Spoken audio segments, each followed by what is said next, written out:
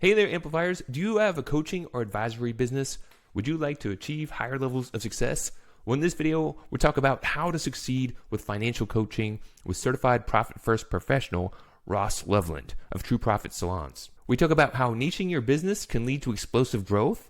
We talk about mindset and making the time to step back and evaluate your business and make the time to work on your business. Ross also shares some key principles of how he developed a team that has helped catapult his business to new levels of success. Tune in if you're looking to grow your coaching or advisory business, get some insights, and amplify.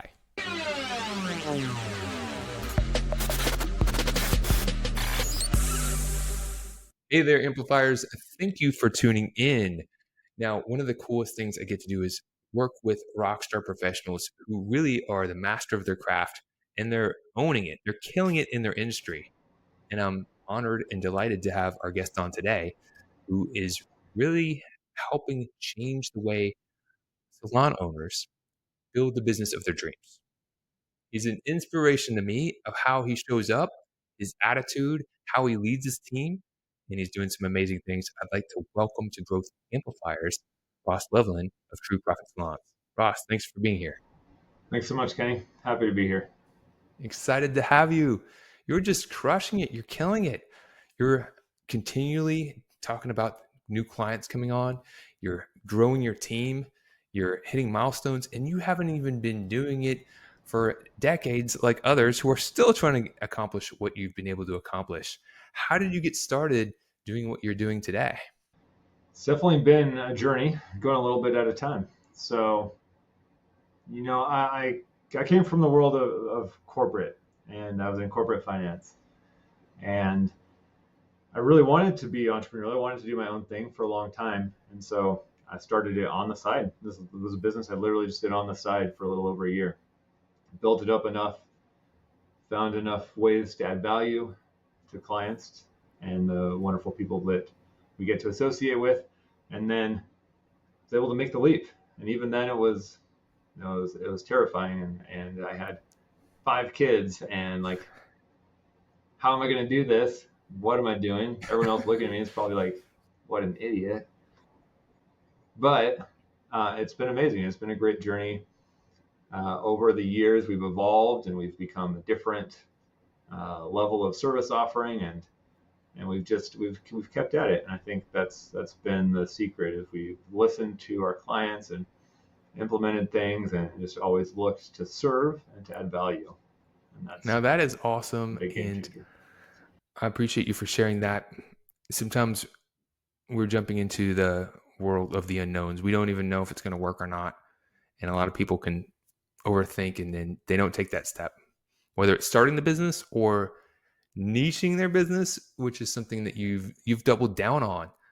Some people think this is going to cut off so much opportunity, but in a lot of cases, it helps actually create more opportunity. Could you share us a little bit how you kind of got into the idea of niching with salons and how that came to be? Yeah. And also, I always like to pronounce it niche because then it gives me this great rhyme, but the riches are in the niches. Oh, yes. I go back and forth. It depends on what I'm talking about. Totally fine. And that's so true. So for us, our journey was, we started out very general. We were working with any small business owner who needs help. Are you breathing? You've got some money to give me? Cool. Let's work together. But over time, we, really learned that in order to provide the most value, we needed to specialize. And so early on, I was working with a couple of salons, and they were the best clients. They were hungry for it. They knew that they didn't know everything, and so they absorbed the information that I shared with them. They did the work that I asked them to do, and they got awesome results where they were just started sharing. Like, hey, I've got this other salon owner that friend that they could really use your help. So then they sent someone our way, and then they sent someone our way, and at some point, I just had to recognize that this was an amazing thing that was happening, and I needed to go all in on it. And so it's probably about 2 years now that we made this decision as a team. Okay, we love the beauty industry. It is like these people that we're getting connected with. There's a huge need. they're ready for it, they're putting in the work, and there is true potential for success, for true profitability, hence our name, True Profit Salons. And we haven't regretted it since. It's been amazing, and it truly has the riches and the niches. It's been our growth has been compounded and just taken off since we made that change. That is awesome to hear, and something others could really learn from.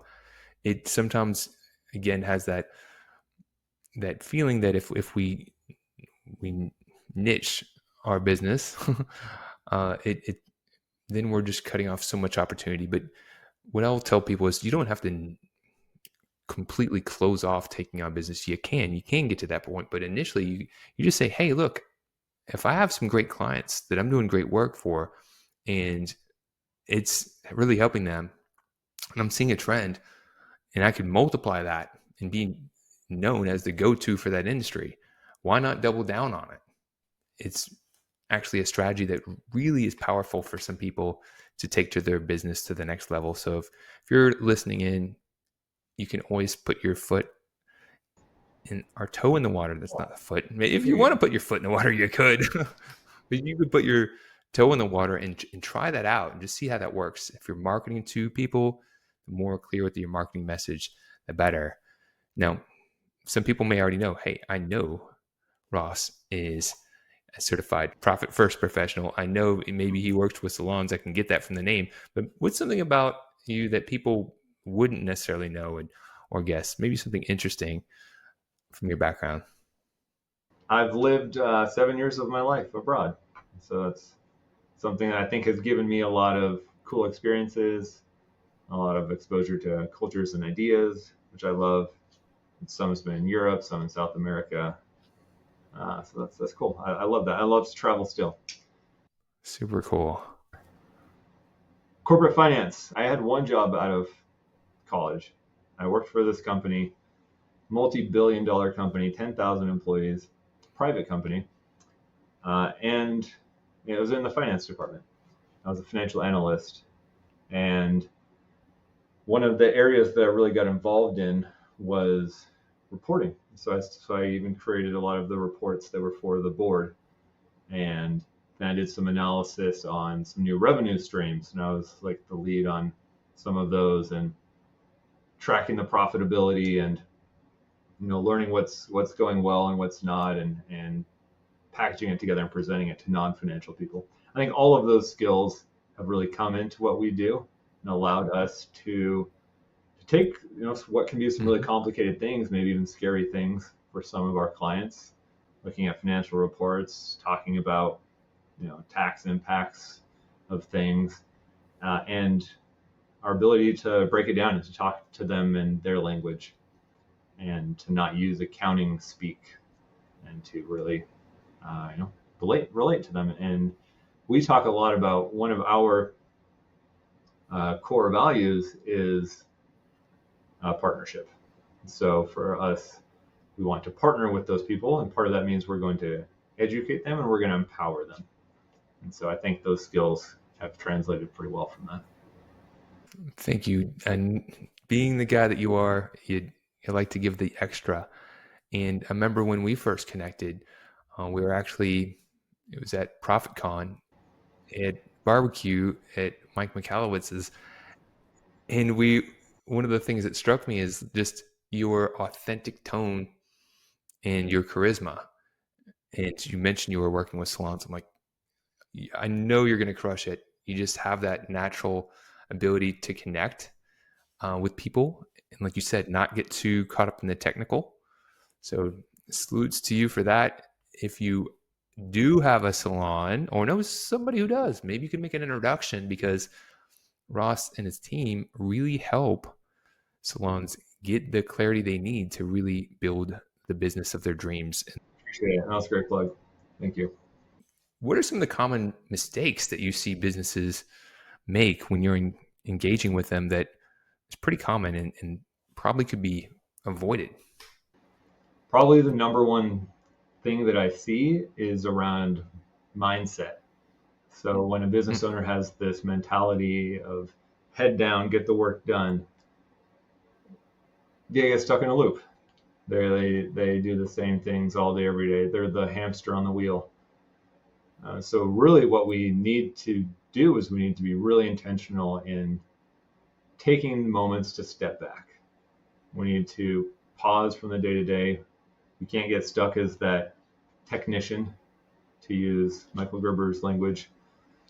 And we want to view the business from a leadership, from a business owner standpoint, and uh, get that perspective, get that insight onto things that you can do that will make more permanent change, more permanent evolution of the business. That is a great point. And what I hear a lot of times, I don't have time to do that. Now, what do you tell people that are saying, I don't have time to step back and look and work on the business? Absolutely. And I'll fully recognize that people in those positions are usually working in crazy hours. They're putting in a lot, and definitely don't want to say anything against that work ethic. But if we can carve out the time, and I'd say it's an investment. If you can invest some time, if you can make the time and do that, then it will serve you more. You can get a return on that time that is more than what you're carving out. And so if you want the same results, keep doing the same things. If you want something different, try it out. Take a step back. And honestly, starting out can be really hard. So get some support, whether that's a more official consultant or coach, or even just a friend to check in, to provide some accountability. That can make it so much easier than just trying to do it solo, especially if it's something new. So I would say that carve off something on your calendar, put it on your calendar, make it a meeting, make it something that can't be overwritten. And maybe it's 30 minutes. Maybe it's 30 minutes a week. Maybe that's all you start with. If you can't find that, then there might be some other issues. You mentioned Michael Gerber earlier, and if you haven't heard of the book, The E-Myth, that is Michael Gerber, and he talks about the entrepreneurial seizure that some people have where they're the technician and then they're like, I could start my own business. And then they jump in and then they get caught up being the technician, working in the business. And what I like about what you said, Ross, is you've got to invest in yourself. And sometimes it is investing the time to be able to change what's possible for you. And it can be a struggle. I get it. But it's a needed step if you want to make and experience the change. New results require new actions. Absolutely. And something I would add to that too is, having someone else involved, having accountability partners is great. Another thing that can help you is just adding a little bit of education into your life. And that can be through books. So you could read the E-Myth Revisited. And as you go through that, it's going to inspire some change. It's going to get your brain thinking. There are a lot of other great books about business that may get your mind working in similar ways. And that can be a good thing too, to get out of that rut, get your mind going. Speaking of getting out of ruts, another challenging thing that people run into is, yeah, I know it needs to be done, but my team, I don't have the right team to get the job done. But Ross, I got to hand it to you, man. There's people who've been in business for a decade and they're struggling with their teams, and you're rocking and rolling. You're making it happen. What are some of the effective strategies you use in your business and that you help your clients when it comes to team development? Yeah, there are a lot of pieces to it, and it is particularly applicable in the industry of my clients, in the beauty industry, because their team is usually their largest expense and their biggest asset. And so the way they manage that has a very direct correlation to how successful they are, how profitable they are. So The thing that I have found to be most powerful and impactful for me is leading with my purpose. It's like taking Simon Sinek's marketing message for products and services, and I'm applying it to my culture. So when I do a job ad, when I'm reaching out and I'm talking to people to come onto my team, I talk a lot about why we do what we do. I talk about the things that we want to accomplish, the ways that we want to lift this industry, and that is so powerful in attracting the right people. Because if that sings to them, if that resonates with them, then great, they're going to keep talking to me. We're going to move forward in the process. If it doesn't, they're quickly going to fall off. I think that honestly has more impact than anything else that I've done in terms of building my team. And then, you mentioned earlier being authentic, being genuine, making sure that's how you're leading, and that continues to show up as you onboard your team members, as you train them, as you lead them, so that it's not lip service. Make sure that the things that you actually say, you really believe, that the mission that you're driving towards, you actually take steps, you have action, you have progress towards those things. And then the technical skills, I was going to say really quick, like the technical skills, those have their place, but they matter so much less when you have everything else. If I have someone coming on who's, you know, 7 out of 10 on the technical skills, but they're 10 out of 10 on the culture and the vision, like I'm confident that they can get trained up. Like they can learn those things.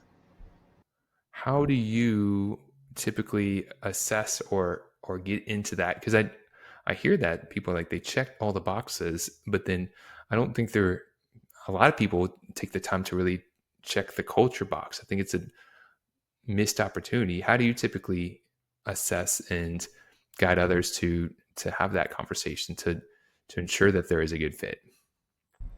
I'll say we're not perfect at this either. I mean, I've had a couple of team members that have come on and ended up not being a fit, and so they didn't stay very long. That said, I do think we get it right more than we don't, and that is huge. How we do that, again, kind of going back to books, one of the team leads on my team, she and I recently read through All In. So it's another Mike McAllowitz book, and that one's on leadership. Talks a lot about recruiting, talks a lot about bringing in people to match your team and your culture better. And so we literally like went through that book, and we did book club style. We read a chapter each week and then talk about it. And we changed a lot of things in our recruiting process. One of the things that he talks about in that book, a little sneak peek, is talks about this idea that interviewing someone is really great when you're hiring an interviewer. But other than that, like an interview has very little value in terms of assessing how well someone will actually do in the job or the position. It's just not something that's replicated in the work that most people do. And so finding ways to build in other aspects of the job, he calls it like workshopping or shadowing, like these different ways that you can get glimpses of someone, how they'd be in that role. So we've done something similar. We do a lot of client-facing works, like face-to-face work with our clients. And so we want to make sure that anyone we're bringing on feels comfortable with that. We like how they're talking when they interact with someone. And so we added that to our recruiting. We created a quick training. We trained them on a really simple assessment and said, hey, present this like you're talking to a client. And, don't worry about being perfect. We know this is new to you. Just go. And that is amazing. Like that's actually become one of our best tools for really understanding someone. And then the way that it's them creating that, but then it's also the way that they follow up afterwards and ask questions about it and talk about it when in our next interview maybe. We do still have some interviews. They do have a place. So all that's been really helpful. Really cool. Too cool for school, actually. That's a really great share. And I know that we're talking about salons here, but obviously this information could go for any different type of business. It's really great information and good advice. Thank you for sharing that. Now, if you're listening in, chances are either you or someone you know is bound to know a salon. And chances are that salon owner is working really hard, probably harder than they wish they would be. And they could use a little help. And Ross and his team, they're glad to have a conversation. They're glad to give some fresh perspective to help that person build the business of their dreams. So my suggestion is, if you're tuning in, whether it's a salon owner you know, or maybe it's your spouse or significant other, really consider sharing this information with them, letting them know about True Profit Salon, because it's True Profit Salons is all about helping salon owners build a business of their dreams. Now, Ross, if people wanted to learn more about you and your business, where should they go and what should they do? It's really easy. One way would just be checking out us on our website, trueprofitsalons.com. Same name on Instagram and Facebook. A little more active on Instagram, but you can find us and reach out in both. And more to come, because we're working on some really cool things too. Launching. Well, we do have a YouTube channel. A little more limited content there, but have actually some pretty cool plans. Things we've been working with Kenny on, as a matter of fact. So very excited to do more there. So you can kind of check us out there, and I'll just add that we really see ourselves as an investment. That's how we've always view our clients working with us. So as a professional service, we know we cost money, but our goal is to always help our clients make and save far more than they pay us. And being in the financial end of things, we actually can ensure that happens, and we can track that, and we do. And we know that our clients become more profitable when they work with us. And we've got all the data to support that. So helping someone get a good return on investment. And I happen to know on the website, True Profit Salons, there are some free resources. There's an assessment. So definitely, if all you did was just share that with someone, it could be really making a difference in their lives. Sharing is caring. And speaking of which, you've been dropping some mind nuggets on us, Ross. As a parting way, one of the things that we do, traditional last question, is if you could share something you've learned on your journey that might be helpful for someone on theirs. It could be related to business, or it could be anything to do with life in general. Just what is something that you'd care to share as a parting thought? So much, but I think something that I've been thinking a lot about lately, and this is like within the last year for me, as a business owner, have an executive assistant. Like, I can't emphasize how powerful that has been for me in my business. My assistant, and it almost feels like that's the wrong title. Like, she does so much. She has unlocked me in a lot of ways. She takes so much of the work. She allows me to focus on the 20% of things that have the 80% of the impact.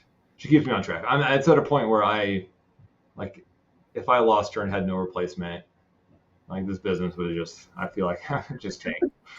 I heard people talk about that a lot before I finally got an executive assistant, and I could kind of see it, but I didn't really know until I started working with Mealy. Mealy is the name of my executive assistant, and super, super powerful. Awesome. Well, I'm really know that she puts a lot into her work, and I'm glad to hear that. And as we talked about earlier, sometimes you could say, I can't afford someone like that. You could start with someone part-time. Absolutely. Even just, you could baby step that. Some people think I got to hire someone full-time. You could start part-time and give them just a few things, and then ease into it and grow over time. So new results require new actions. So if you are tuned in and you're watching this on a replay, I'd like to hear your thoughts, comments, questions, and make sure that you're putting ideas into action. You hear things, it's great, but putting them into action is how we transform. Ross, I appreciate you and the amplifier you are in this world. Thank you so much. And until next time, keep on amplifying. To show your support, take a moment to amplify this message by sharing it online. To connect with me or gain more business growth insights, visit www.growthamplifiers.com. Thank you for your support.